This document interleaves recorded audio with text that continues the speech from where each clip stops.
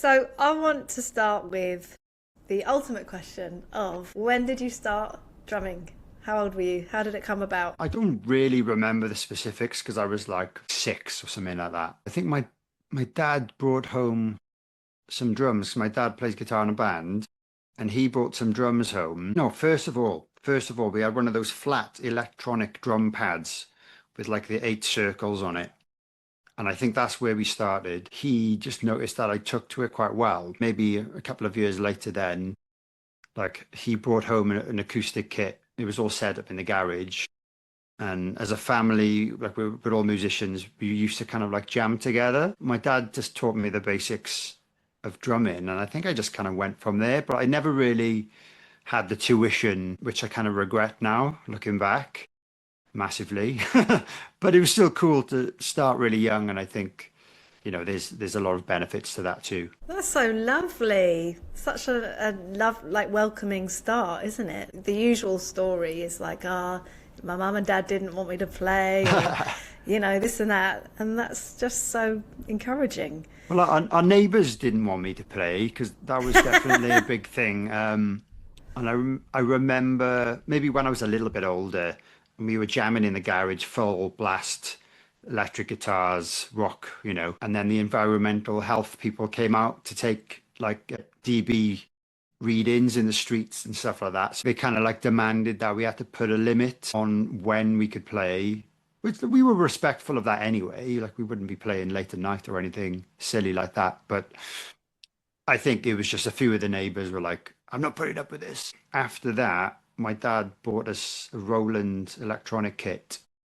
So we kind of quietened everything down a little bit. And that was fun too. So I want to fast forward a bit. You said you haven't really had lots of lessons and stuff, but you've played in lots of bands and you're touring here and there, I see. So how did you get into the band that you're in now? Long story short, am I allowed to say the name of the band? Because it's a debatable, Yeah, of naughty course. word. So, That's so, fine. so I'm in a band called Phil Campbell and the Bastard Sons. So what I mentioned earlier, my dad, his name is Phil Campbell. He was in a band called Motörhead, who are no longer going. When that band ended, we kind of decided, let's start a band. So it's me and my two brothers and my dad, hence the Bastard Sons, even though we're not really bastards, but it's just a funny name. It's a bit rock and roll. But yeah, that's how the band started. We were already a band that at the time just playing covers and stuff like that.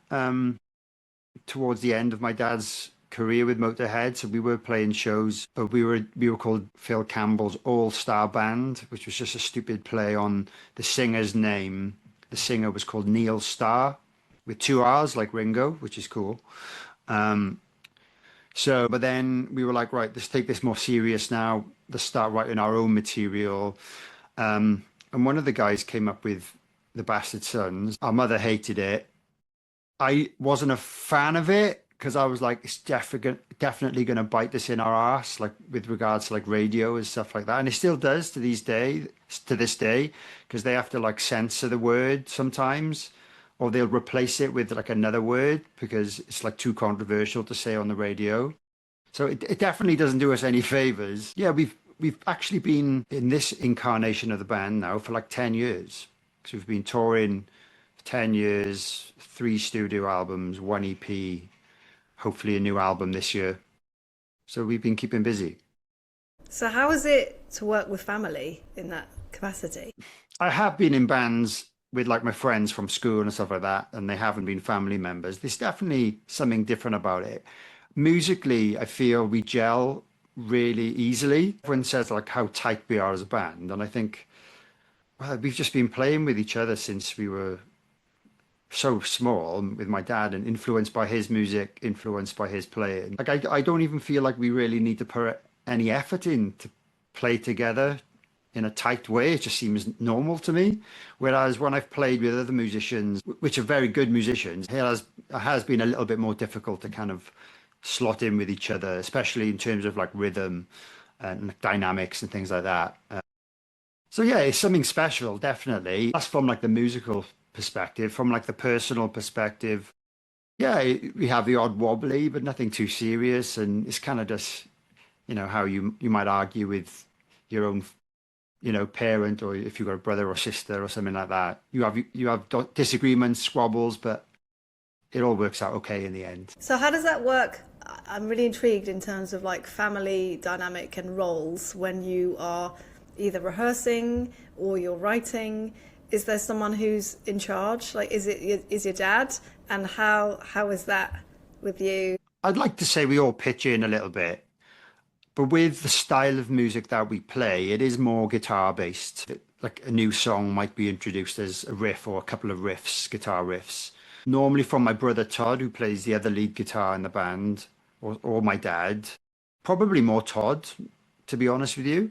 Um, I guess my dad's written hundreds and hundreds of riffs with Motörhead. He's probably running low now, but he does come up with a good, few per album. And they're normally really good. If I was to say someone was a leader, I'd say Todd was the leader of the rehearsal. We rehearse at his rehearsal studio, which is also his recording studio. So we kind of have to work around his schedule, and things like that. My dad just kind of just shows up and occasionally brings pasties. We do all the setting up and the packing away, and he's getting old now. He's in his 60s. So we try and make it as easy as possible for him. And we just want him to play guitar and show up. And is Todd the elder brother? Yeah, so maybe that has something to do with it too, Okay. because he's always been the oldest. Yeah. And last question, I promised Gemma. Do you think all of your goals are aligned? Like if your dad's getting older, Well, he's got a different perspective to you and Todd, or is everything like we're on the same page? It works great. I think like we're realistic with the fact that this band can't last forever. Uh, it's, simply due to my dad's age, and like he's probably not going to want to be touring at the level. Like we do some great shows, and we have been very lucky, but generally we tour at the minimally luxurious level. It's we're lucky if we get a 3-4 star hotel. That's like, oh, we've hit the jackpot kind of thing. We do tour in tour buses sometimes, which I don't know if you guys have ever done the tour bus thing, but like it's nothing luxurious about it. And at the budget that we have, we don't get the nice posh ones. We get the kind of like low to mid-range tour buses. That's kind of like what we can afford, which are not as nice as what my dad used to have with Motorhead and things like that. So we try and make him as comfortable as possible. We try and get him a hotel day on the days off. We just want him to be happy and play the show. The rest of us, for us, it feels like luxury because we've come from like doing all the toilet circuit with our own bands and touring in vans and sleeping on floors, like what most people have probably done when they started out and probably still doing. I know lots of people that are still doing that, which is why I feel very grateful that I get to do it at the level that I do. I don't think we kind of have a goal. We're lucky that we've kind of been scraping a living from the band alone. We all do other work as well, but we have kind of lived off the band pretty much. I guess the goal is just to continue doing that until my dad decides I don't want to tour anymore. We might still be able to produce music at that point, but most people understand that that's not where all the income comes from. It doesn't come from the record sales, especially at a band our level. I'm sure, your huge bands make millions selling their records, but like anyone in the kind of region where we are, that's not where the money comes from. I guess we'd love to just get to the point where we can headline places that aren't smelly clubs, and maybe we could get to the slightly bigger venues. Personally, I'd love to get to a level where we can like headline like a 1,000 capacity venue instead of a 500 cap venue. And I think that is achievable if we keep going. But, it's taken us 10 years to get to this point. And we had a head start because of my dad's name, which I'm aware of. It's not easy being in an originals band. I really want to go back to that family dynamic topic that you Yeah. talked about, Kira. So can you tell me who the others are? And I'm really interested in like I was going to say the ages, but I don't mean the ages, as in more, who's the eldest and what instrument they play. So Todd is the eldest brother. So he's 4 years older than me. I'm the middle brother. Todd plays the lead guitar. He's always been an amazing guitarist since we were, kids. He kind of got thrown a guitar when he was, very young and kind of really worked at it. I'm obviously the drummer. And then my younger brother, Tyler, plays bass in this band. He's 4 years younger than me. So we're all 4 years apart, which is a bit random. He plays bass in this band, but he is a very good guitar player as well. Not in the same way as my dad, an elder brother. He's probably more of a rhythm guitar player, songwriter. He probably knows more chords than the other boys, but he can't rip a solo like they can. So he kind of does that, and he plays in other bands and he plays guitar in those bands. But he kind of picked the short straw to play bass in this particular band. When you were growing up, it sounds like you all had access to all the instruments, which obviously, when we look in your room, you've got guitars as well. Yeah. Did you all play everything and you were open to learning everything? And was your dad open to you playing everything? Or did he? I kind of now wish that I'd sort of manufactured a band out of my children. Not saying that that's what he's done, but I mean, it's a genius way of having a band. Yeah, I can't imagine that was his goal back when we were kids, but certainly he didn't restrict us in any way, and he probably did encourage us, but it was more in the rock instruments. Like I played guitar a little bit as well. I got into bass guitar when I was like a teenager, really, like in a really big way. I actually had lessons on bass guitar before I ever had a drum lesson, even though I was playing drums since I was 6. So I kind of took that really seriously at the time. Yeah, he certainly did encourage us. But like I said, I think he just kind of noticed that I was a natural drummer. It's just years and years of kind of jamming together, and we eventually ended up in this band together. But a lot of the fan base of the band love the dynamic because it's quite unique. We're not the first band to do it, but in the world of like heavy rock and like borderline metal, some people class us as metal. I don't think we're a metal band, but I don't think there's many family bands really. Can you tell us a bit about your podcast, how long it's been running, where the idea came from for it? Absolutely, yeah. It's on a bit of a back burner right now, I must say. I did start it during the pandemic. It's kind of like at the time I worked another job. Obviously, we couldn't tour. I was working. I was actually packing cheese into boxes. That was my job at the time. Like I was doing like 3 days a week with my friend's company. I had all this downtime. I was listening to loads of podcasts because I was just stuck in a room on my own, and like that was a cool way to pass the time. And I was like, I'd love to do this. Like maybe I could start a drumming podcast. At the time, I wasn't aware that there were so many already in existence. Maybe they weren't back then. There certainly are now, as I'm sure you're aware of. Um, but at the time, I was like, yeah, I'm going to do this. I'm going to buy the stuff I need, just basic stuff. I bought like a really cheap USB mic to start off with. The idea was, yeah, to use the contacts that I already had. My dad had lots of contacts. I was like, surely that's one of the hurdles that a lot of podcast hosts have is how do I get the contacts? At the time, I was doing 2 a month. That was my kind of goal. That slowed down to 1 a month after we kind of started touring again because I just struggled. I didn't like putting that pressure on me. I think you guys do it fairly regularly, and I find that quite tough, just organizing and getting my head around that. So I've turned it into a very relaxed thing now that I'm not going to commit to regular episodes, even though that's what they say you should do, right? I want to carry it on in a more casual way. I have got one ready to edit right now, just like putting some time aside. I do it all myself. Like you guys know what it's like. I think I put too much pressure on myself back, a few years ago. But yeah, it's called Drum for the Song. I've never been one of those show-offy drummers. I've always liked those drummers that do less, but still groove really well and make you feel good and make the audience feel amazing. And I've always felt like certain drummers that I hear that are very capable of doing things I would never be able to do, kind of sometimes choose to do those things in a context that maybe they're not needed. And I've always felt hang on, that's too much going on here. Obviously, like those drummers are amazing, and it takes so much time and dedication to do that. But I've always felt like to me, drumming is a feeling.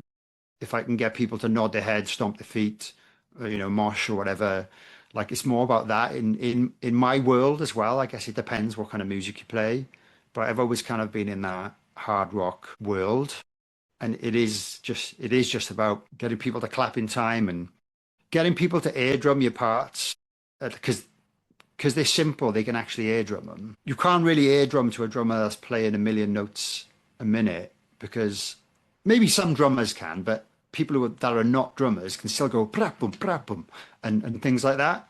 And like I've seen people that are not drummers air drum to my parts, so I think hopefully I'm doing something right. But anyway, that was just a name for the podcast, and it does come up in conversation with some of the guests that kind of feel similar to how I feel about how they should play the drums. Have you had a favorite episode and why? I enjoyed a lot of them for very different reasons. Um, like some of the guests were just so incredibly entertaining. One that comes to mind, even though he did say my name wrong for the entire episode, was Mike Tirana. I didn't know Mike at all, I think, and at the time he was doing really well on his social media. It was during that COVID time, and I think he couldn't tour, so he just started doing the YouTube thing and the Instagram thing, and he's still doing it. He's smashing it, to be fair. But he was amazing to have as a guest. Just his charisma, it comes across in his drumming videos. But just to speak to him, and because he's got the experience as well, he was just so full of knowledge. I do remember we talked quite thoroughly about how not to injure yourself. I have had a few injuries as a result of drumming and probably not warming up enough, not stretching enough, things like that when I was younger. So that comes up a lot. And he's in his 60s, I believe. He's very strong. He's very fit. So he's a very good person to look up to, really. He obviously knows what to do. If I listened back to that now, I'm sure I would smile and laugh a lot. What did he call you? Dana. And I just didn't correct him at the start. And I just let him call me Dana for the whole thing. I just felt so awkward to say, actually, my name's Dane. I know Dana is a name, but I'm pretty sure it's Dana. Yeah. So I don't know. Maybe he needs better glasses. Yeah. I know the feeling, so it's okay. Yeah, I'm sure you do get it with your name as well. Tell us about your family. My wife, Anna, we've been married, so in September will be our 10th anniversary. And we've got a little boy called Felix. And so his birthday's in April. He's going to be 3. He's got a drum kit already. I'm kind of like trying my best to I'm not forcing it on him at all. He knows Daddy plays the drums. You know, Daddy's in a band. He knows I go away, obviously touring, which is the downside of the whole touring thing for me. It was bad enough just being, with a partner and going away on tour for 3 weeks. Then you get married, then you go on tour, and then it's amplified times a million then when there's a kid involved. But yeah, he's amazing. I was given it was kind of like a banged up cheap electric kit from a friend of a friend. He was gonna like chuck it out, and I was like, oh, I'll keep that. I'm sure I'll find a use for it. So he was born, then he turned 1. I said to my wife, I've got an electric kit in the garage. Like I could set it up for Felix, see if he gets into it. So he had that in his playroom, very lucky. It was a bit of an eyesore, but I didn't care. My wife did, but it is what it is. Set that up for him. But over time, we realized he was more concerned with just kind of pressing the buttons and playing the demo songs and the click instead of actually trying to like play the drums or like for me to teach him a very basic pattern or anything like that. I know he's very young, so maybe he's not ready for that anyway. So recently, we've taken that away and I've set up a very small acoustic kit in his playroom. It's really cute. It's like turquoise sparkle. I got those low volume cymbals with the holes in, and I'm going to put those Remo silent stroke heads on it, obviously to protect his hearing as well and our own and the neighbors and stuff like that. But yeah, it's good because he's not distracted with all the buttons. It's like, oh, do you want to play your drums, Felix? Yeah. Like he's enjoying actually playing them, and experimenting with the different sounds of each part of the kit. So, do you think touring and having a family go together? Absolutely not. There's no way where it's positive in any way, as far as I can see. Maybe if you're like hitting it big time and you can take your family with you, that I know some of the big artists probably get to do. That's brilliant. But like, you know, my wife's got a job. She'll come out to maybe a show on a weekend, like when we played the O2 last year. I think last year we did like 70 shows, you know, all over. With the 70 shows, there's probably, you know, 30 travel days on top or in between. So if I'm away 100, 110 days a year, that's quite a lot anyway. And I know there's drummers and musicians that do a lot more than that. I don't know how, but I think like we struggle to make this work. And if I was any busier, I just don't think it would work. So like there was one tour, 2024, it was a month long. I think it was more 5 weeks. And I said to the band, I said, I'm really sorry, I won't be able to do the full tour. I just can't do it because my family will just fall apart. It would have been, you would have been like 1.5 maybe. Like I don't mind doing half of it if we can get a depth to do the other half. And they were like, yeah, you know, it's not ideal, but we understand. We don't want to turn down the tour because it'd be good exposure for us. It was all across Europe, supporting like a heavy metal band called Accept, which they're not that big or that well known in the UK, but they are pretty big in Europe. Like they are playing those 1,000-cap venues all across Europe. And we were like main support for them. I did like 2 weeks or just over 2 weeks. I did the second half of the tour. And then our friend Paul White did the first half. He just did one rehearsal with the band, I think the day before the tour started.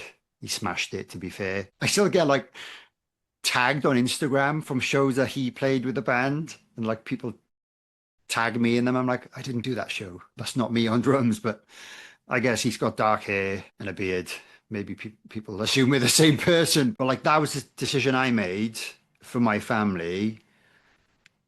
Because I just know my wife, she wouldn't have got through 5 weeks without me being home. When we do 2-3 week runs, it's really hard for her, and I know that.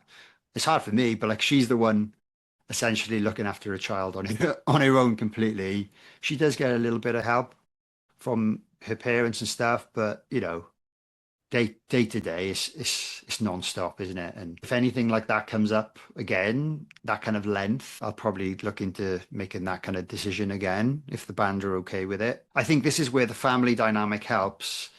If I was in another band or maybe a session musician for another band, they'd be like, well, we'll just get someone else to do it then. So that's where I'm lucky. Like one of the names for granddad in Wales is Bampy. So my dad is Bampy and obviously he's Uncle Todd, Uncle Tyler. They kind of understand. They don't have kids themselves. So it is like, you've just got to trust me on this, boys, because it is different. But yeah, it doesn't work. You can do video calls when you're on the road and I try and do those daily, 10 minutes. Like I didn't have that when I was a kid. My dad was on tour. We were lucky to get one phone call a week to the house phone, you know, and it was a bit potluck as to whether we were home before mobiles and stuff. So you know, there's pros and cons now. Does that, your experience growing up with your dad being away a lot, does that directly influence how your parents? Definitely. I was used to my dad not being around. And everyone used to ask me, oh, what's it like with your dad being in a band? I was like, well, I don't really know any different. I know most of my other friends' dads were probably home every night. They come home from school or, you know, your dads would come home maybe just after school or whatever.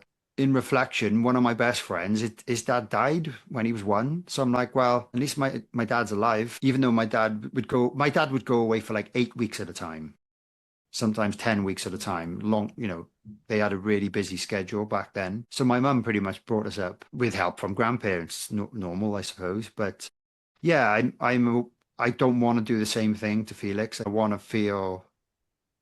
him to feel close to me. He's at the age now where he's like, I want mummy to do it. Apparently that's normal, but it's just like basic things. I think he hurt his chin this morning. I was like, oh, daddy, kiss it better. No, I want mummy to kiss it better. She's better at kissing better. There's things like that. So I think I'm always going to be number two, but I'd like to be a close number two, not a distant number two. And I'd just like, like to say that is a we still have that, but it's not a reflection on the dad ever. It really is just a thing with kids, right? yeah, that's what everyone tells me. It's funny. I kind of laugh it off now. There's a few things sometimes he says which are maybe a little bit more harsh. He probably doesn't realize, but you know, I just take it as it being a normal thing. And But yeah, it'll change, I'm sure. Like, yeah, now the girls are like, oh, I want daddy cuddle, da da da da. And I'm like, oh, God, cut me a break. It changes, but it's really yeah, nice to be what you're saying, is that you want to be present. absolutely. Since day one, like I've always been, I want to do as much as possible compared to like my dad's generation, which were probably a bit less involved in everything. Maybe that's not the case all around, but apparently generally that's kind of how it was. I have to make up for the time that I'm away and I'm not there. So when I'm home, I try my best to do as much as I possibly can. Not only to make it a little bit easier for my wife, but obviously so he feels close to me or as much as possible anyway. So alongside all the music, you have another side to you, which is the rock and roll estate agent. Can you tell us about that? Well, yeah, I thought you might bring this up.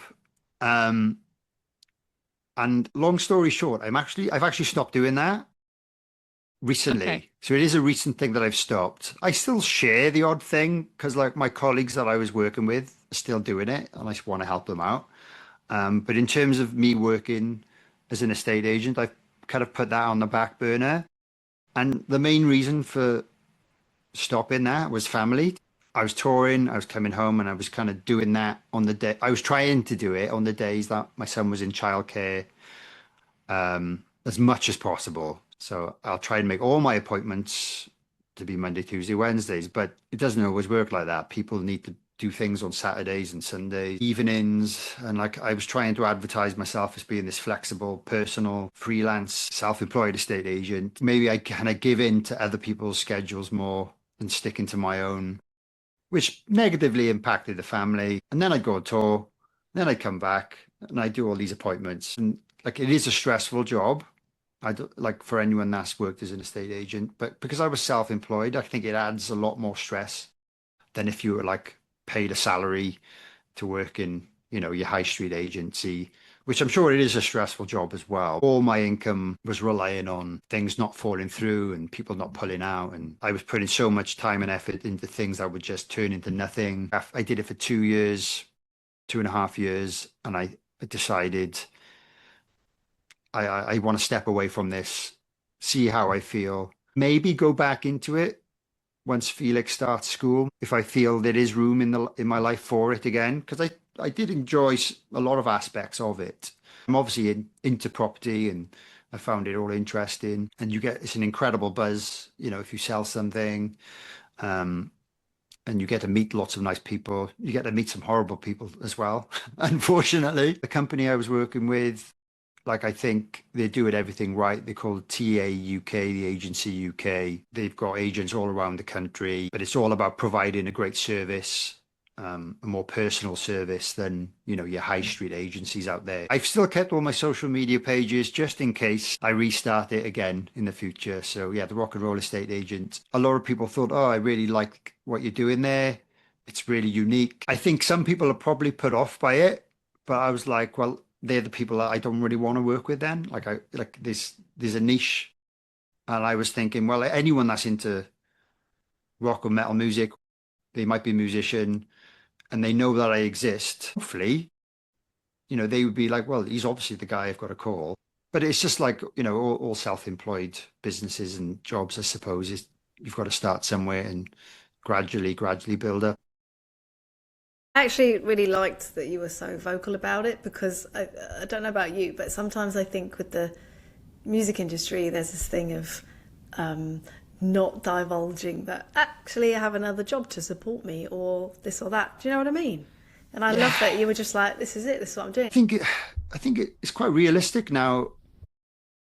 Touring musicians work other jobs. I don't think that's abnormal. I do know a few other guys that don't do anything else, but I know lots of guys that are literally, you perceive them as being in really big successful bands, and they're working 5 days a week in between tours.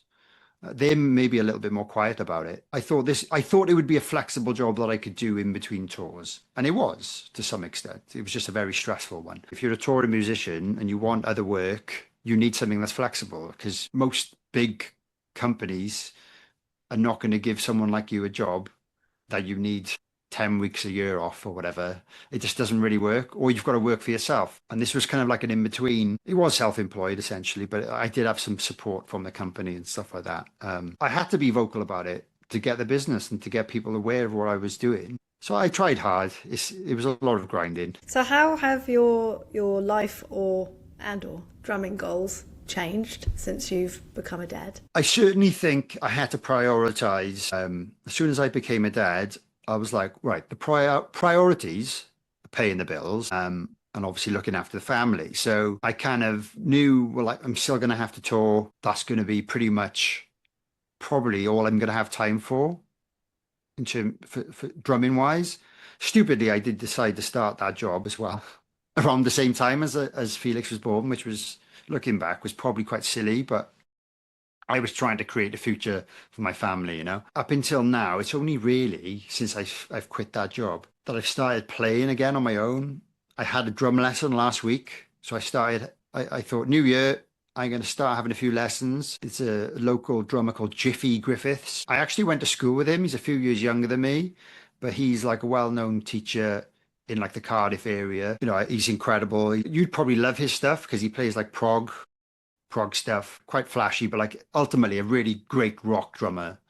And I'm like, well, I want to up my game a little bit, add a little bit of flair, get some more ideas. But the music I play, I do feel like it has to stay within rock and roll, hard rock box to some degree. There's not a lot of room for like flexibility out of that in the genre that I play in this band. I've always felt a little bit restricted because of that, but still, I'm like, I've got 3 albums. It's probably all the same fills on those albums. You know, there might be a few more interesting ones here and there, but I want to up my game. I'm hoping now, a few lessons, maybe one a month, nothing too intense, just so I can work on some things that take me out of my comfort zone. I want to try and do a few more podcast episodes, which is related, but like drumming itself, just to be a little bit more creative. I know there's so much content out there online and YouTube for videos, or learn these ideas to create your own fills and all this stuff. But I think having a teacher really makes you sit down and practice stuff.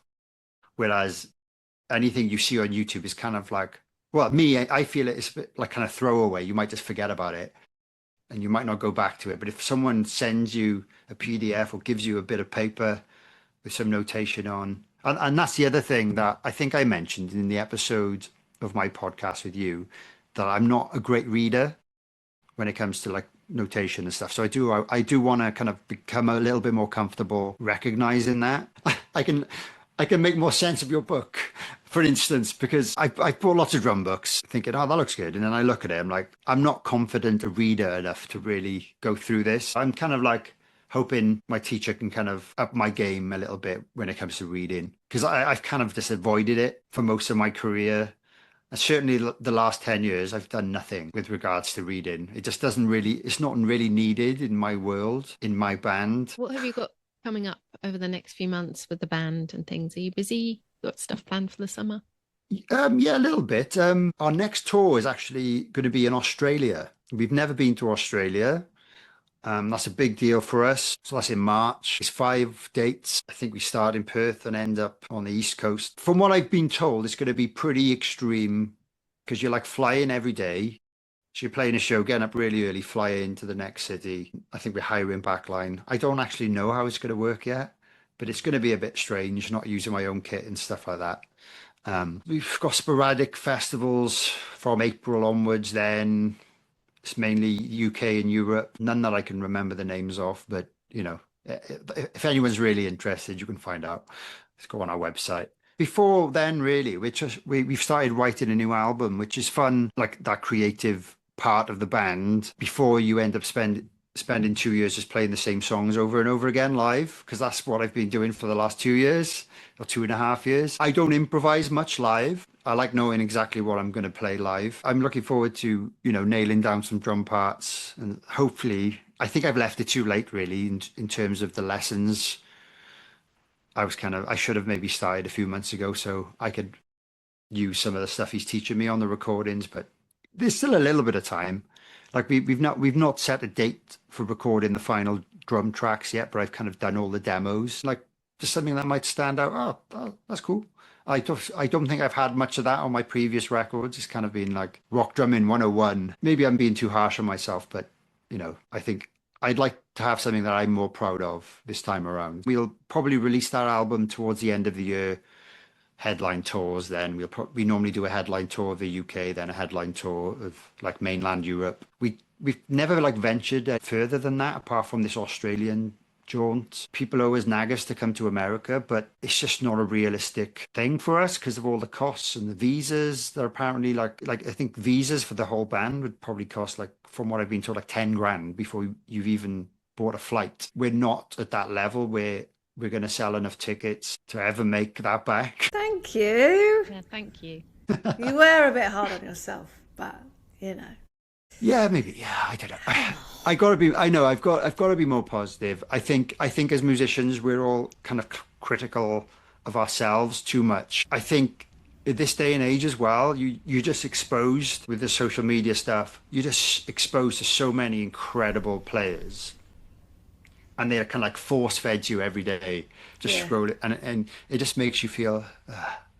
I just know, like, I do what I do fairly well. People seem to like it. I'll keep this portion of people happy, but like, there's always room for improvement. And I'm 40 this year, so I'm like, right, I've got to start improving my game a little bit because I think I've been stuck in a rut for too long. But it's good that I've kind of decided now this is the year I'm gonna try and expand and take some action. So I'd advise anyone that's maybe feels similar to me that you might be a busy gigging musician.